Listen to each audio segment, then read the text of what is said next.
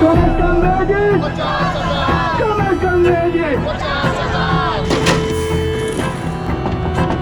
مئی کو فیکٹری بند کرو. ان ملوں مشینوں کے جب پہیے گھومیں گے مزدور بھی ہوں گے شاد، دہقان بھی جھومیں گے. یہ گانے کے بول تو آپ نے سنے ہوں گے. تو کیا پاکستان میں جب ملوں اور مشینوں کے پہیے گھومے اس سے مزدوروں کی خوشحالی بھی آ گئی؟ مہینے میں 20,000 روپے ملتے ہیں. 9.5 گھنٹے کی ڈیوٹی ہے، اس کے اندر جھاڑو پوچھا اور تو ڈسٹنگ وغیرہ، اوور ٹائم وغیرہ سب کچھ نہیں ملتا. مزدوری کرتے ہیں، مزدوری 10 دن نہیں ملتی، 2 دن ملتی ہے. ٹھیک ہے، 2 دن میں ہمارا گزارا نہیں ہوتا ہے. دہاڑی ہے، اگر کچھ زیادہ مانگ لو تو نہیں ملتی. کم میں جاؤ تو حساب کتاب پورا نہیں ہوتا ہمارا. پوری دنیا کی طرح یکم مئی پاکستان میں بھی مزدوروں کے عالمی دن کے طور پر منایا جاتا ہے. مختصراً اس دن کی تاریخ یہ ہے کہ 1886 میں امریکی ریاست شکاگو کے مزدوروں نے ایک بہت بڑا احتجاج بلایا اور اس احتجاج میں یہ مطالبات رکھے کہ مزدوروں کی کم از کم اجرت طے کی جائے اور ان کی مزدوری کے اوقات بھی کم کر 8 گھنٹے رکھے جائیں. اس احتجاج میں چونکہ ایک مزدوروں کی بڑی تعداد نے شرکت کی تو اس میں مزاحمت بھی ہوئی، تخریب کاری بھی ہوئی اور پولیس سے مقابلہ بھی ہوا، جس کے نتیجے میں درجن کے قریب لوگ مارے گئے. اور اس دن کے بعد سے آج تک یوم مئی کو مزدوروں کی یاد میں منایا جاتا ہے. اگر پاکستان کی مثال اٹھائی جائے تو 12 ستمبر 2012 میں پیش آنے والا بلدیہ فیکٹری کا واقعہ، جس میں 250 سے زائد مزدوروں کو جلا کر ہلاک کر دیا گیا تھا، وہ واقعہ ابھی تک انصاف کا منتظر ہے. اسی طرح کے دوسرے بہت سارے واقعات سے پاکستان کی تاریخ رقم ہے. بلکہ یہ بولنا غلط نہ ہوگا کہ پوری دنیا کی طرح پاکستان کی تاریخ بھی مزدوروں اور غریب طبقات کے استحصال کی سیاہی سے ہی رقم ہے. یہ استحصال تو آج تک جاری ہے، لیکن یہ کب تک جاری رہے گا اور آج مزدور کس حال میں ہے؟ اس ضمن میں ہم نے جب صنعتی مزدوروں سے بات کرنے کی کوشش کی، انہیں بارہا یقین دہانی کرانے کے بعد بھی کہ ہم ان کی شناخت چھپا دیں گے، تو اس خدشے کے پیش نظر کہ وہ بچی کچی نوکری جس میں ماہانہ 18 سے 20 ہزار تنخواہ مل ہی جاتی ہے، وہ اسے بھی کھو دیں گے. تو بہت سو نے ہم سے بغیر ریکارڈنگ کے ہی بات کی. نیو کراچی انڈسٹریل ایریا کے ایک ورکر 19 سالہ یاسر نے بتایا کہ وہ امبرائڈری کرتے ہیں اور ان کی تنخواہ 20,000 ہے، جبکہ ان کے چھوٹے بھائی 18,000 میں اور بڑے بھائی 22,000 ماہانہ میں اس ہی جگہ کام کرتے ہیں. تو مل بانٹ کر ان کا گزارا ہو جاتا ہے، لیکن تنخواہ کے علاوہ دیگر مراعات تو دور، ملازمت کا کوئی ثبوت بھی میسر نہیں. اسی جگہ عامر سے بات ہوئی تو وہ صبح 6 بجے اپنی شیٹ آپریٹر کی شفٹ مکمل کر کے گھر روانہ تھے. وہ ایک اسکلڈ ورکر ہیں جو کہ شیٹ کٹنگ کا کام کرتے ہیں، لیکن جب کام کا لوڈ کم ہو تو سپروائزر ان سے لوڈنگ اور ان لوڈنگ کا کام بھی کرواتا ہے. ان کے نزدیک کسی بھی مزدور کا جلد کام کر کے آرام سے تھوڑی دیر بیٹھنا مالکان کو کھٹکتا ہے. اتنی ہیوی اور پرخطر مشینری پر کام کرنے کے باوجود عمران کے پاس حفاظتی کٹ، PPE یا دیگر گیئر تو دور، بس ان کی پیوند زدہ پوشاک ہی تھی جو یہ گھر سے پہن آئے تھے. اسکل لیبر ہونے کے باوجود ان کی تنخواہ 26,000 تھی، جبکہ اپنی اہلیہ اور 3 بچوں کی کفالت کرنے والے عمران کا کہنا تھا کہ ان میں اتنی ہمت نہیں کہ وہ اپنے حق کی آواز اٹھا کر اپنی لگی بندھی نوکری سے ہاتھ دھو بیٹھیں. لیکن انہوں نے کہا کہ مجھے اب سمجھ میں آتا ہے کہ لوگ اسٹریٹ کرائمز میں کیوں ملوث ہوتے ہیں. حالات تو ہمیں ویسے ہی مار رہے ہیں، تو کیوں نہ یہ گھناؤنا رسک اٹھا لیا جائے. زیادہ سے زیادہ جیل ہوگی جس کی زندگی یہاں سے بہتر ہے، اور اگر مر گئے تو روز مرنے سے بہتر ہے. ہماری بات سیکیورٹی گارڈ سے بھی ہوئی. بہت سو نے تو اپنی نوکری چھن جانے یا اس سے بھی بدتر نتائج کے ڈر سے صرف آف ریکارڈ باتیں ہی بتائیں، جبکہ ایک گارڈ قائل ہو گیا ہم سے بات کر کے ان تمام چیزوں کی تصدیق کرنے جو ہمیں دیگر گارڈز نے آف ریکارڈ بتائیں. البتہ اس کی معصومیت اور نوکری کے خطرے کو ملحوظ خاطر رکھتے ہوئے ہم نے اس کی شناخت چھپا دی. 12 گھنٹے شام کو 8 بجے آتا ہوں، 8 بجے آتا ہوں. یہ 12 گھنٹے نوکری کرتا ہے اور 16,000 روپے کماتا ہے. دیگر گارڈز نے بھی ہمیں یہی بتایا. یہ مطمئن ہے کہ اس نے شادی اور بچے نہیں کیے کیونکہ وہ بہت رسوا ہوتے اس کی معاشی بدحالی کے پیش نظر، باوجود اس کے کہ ان صاحب نے 3 دہائیوں قبل کراچی ہجرت کی تھی بہتر زندگی اور معاش کے حصول کی غرض سے. سیالکوٹ سے آیا جی مجھے پینٹی تھا، اور کتنے عرصے سے کراچی؟ پینٹی تھا.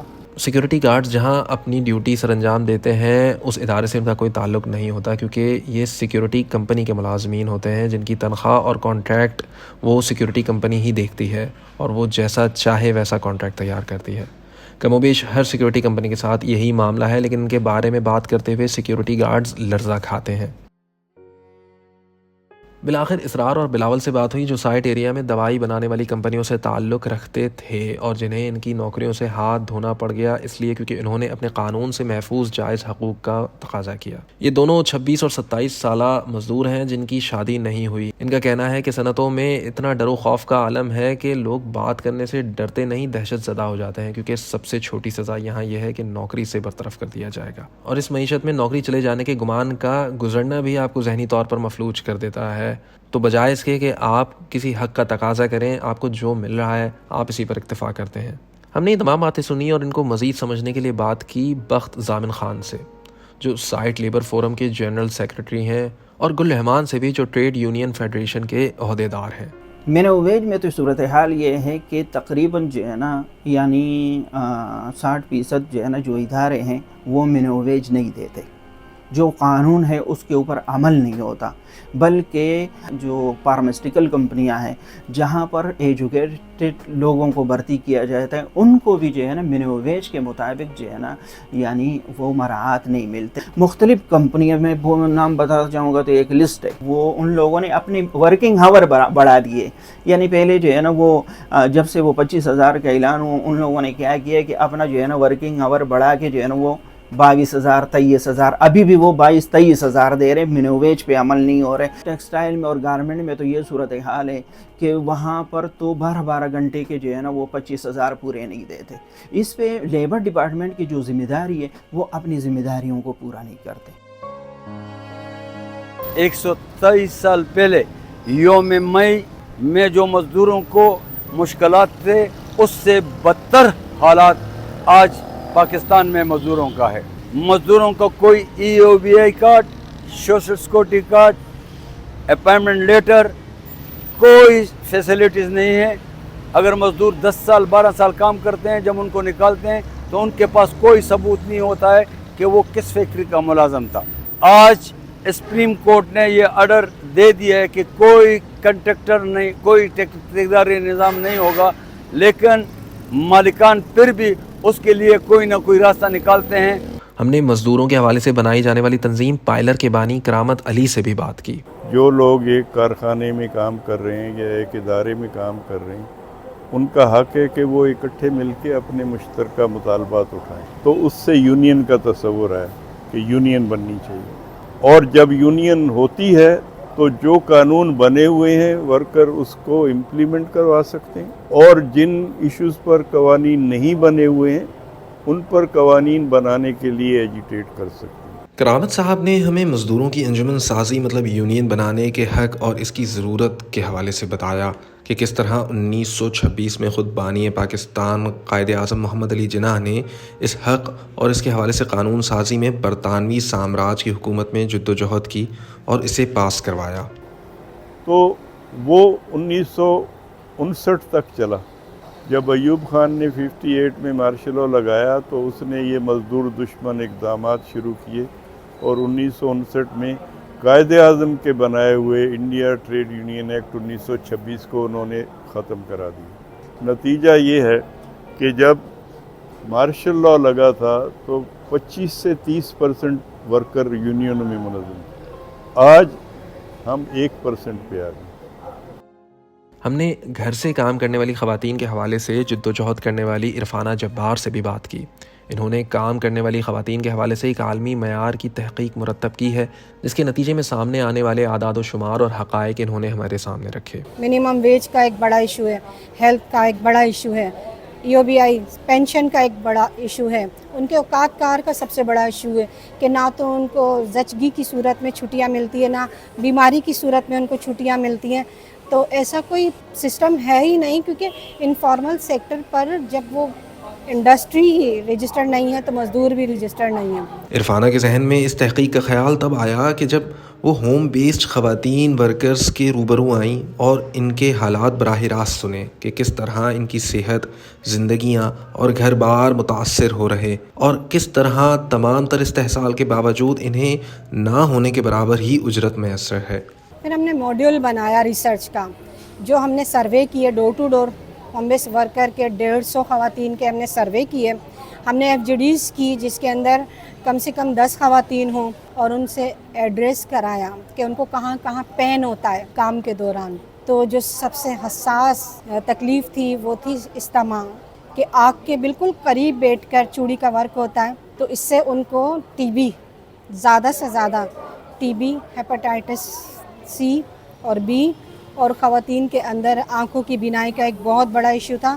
پھر ان کو جوائنٹ پین تھا، جیسے کمر درد، گھٹنوں کا درد، یہ ان کو بہت زیادہ تھا. وہ ساری خواتین ہماری انہی 3 سالوں کے اندر دنیا سے بھی جا چکی ہیں. ایک ایسی بھی ہسٹری تھی ہماری ہوم بیس ورکر میں کہ جو کام کرتے کرتے بالکل نابینا ہو گئی. اس دوران ہماری ریسرچ 2 سالوں میں کمپلیٹ ہوئی، اور پھر ہم اسی اسنا میں 2018 میں ہوم بیس پالیسی آن ہوئی.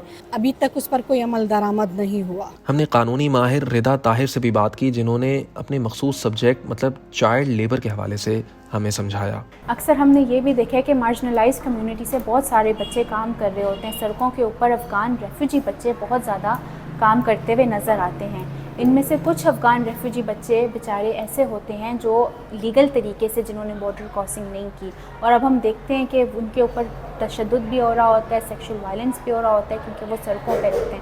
وہ اپنے حقوق کے لیے آواز نہیں اٹھا پاتے، کیونکہ جیسے ہی وہ اپنے حقوق کے لیے آواز اٹھائیں گے انہیں پتہ ہے کہ یہ بات انکور ہو جائے گی کہ وہ اس ملک میں ایک اللیگل طریقے سے آئے ہیں، انٹری ہوئی ہے، اور ان کے پاس اوپر یہ خدشہ ہے کہ انہیں ان کے ملک واپس بھیج دیا جائے گا.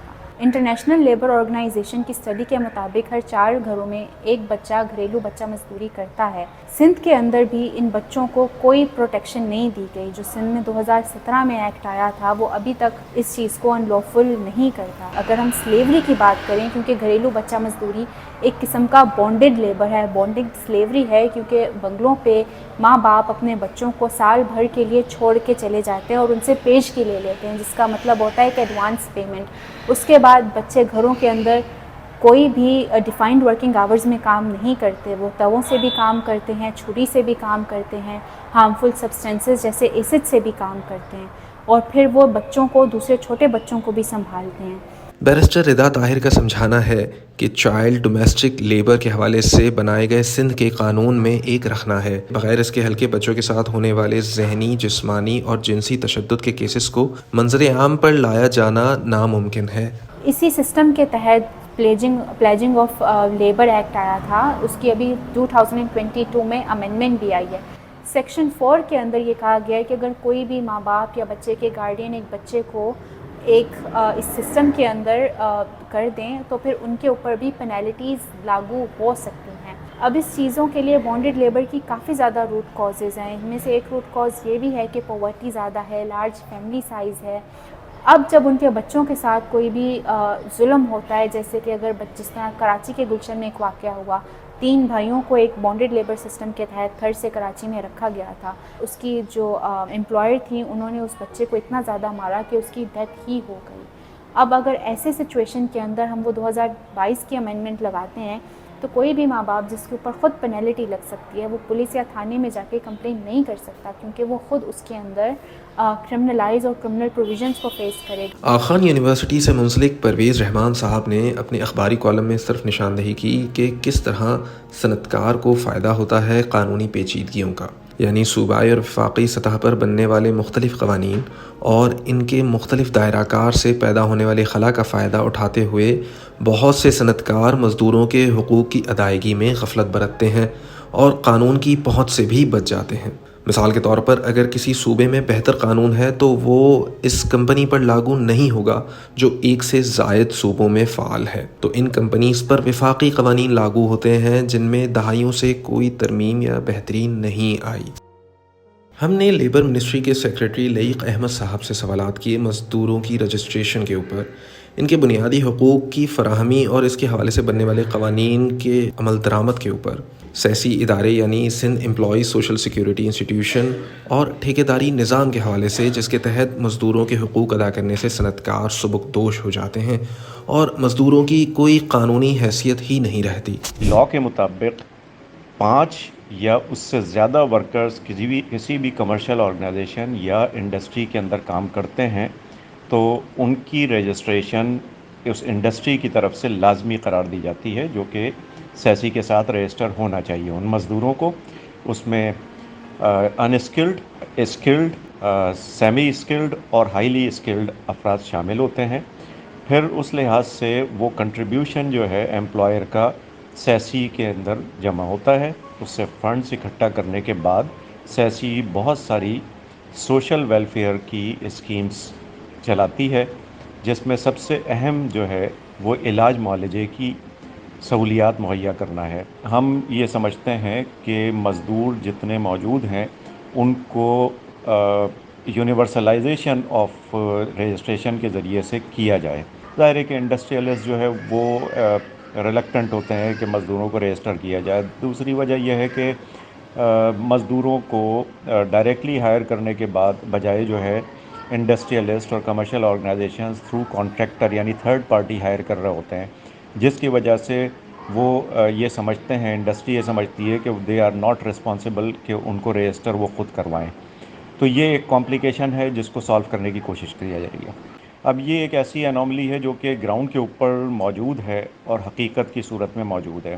ہم نے ان کے سامنے یہ سوالات بھی رکھے کہ مزدوروں کے مزید اندراج میں کیوں اتنی سستی اور غفلت برتی جا رہی ہے، اور جن مزدوروں کا اندراج ہوا ہے ان کے پاس کارڈز یا سہولیات کیوں نہیں ہیں ابھی تک. ہم نے ان سے یہ بھی پوچھا کہ EOBI میں جو ڈیٹا موجود ہے وہ سیسی میں کیوں نہیں ٹرانسفر ہو سکتا، جس پر انہوں نے ڈیٹا کی چھان پھٹک اور فنڈز کی قلت کی توجیہ پیش کی.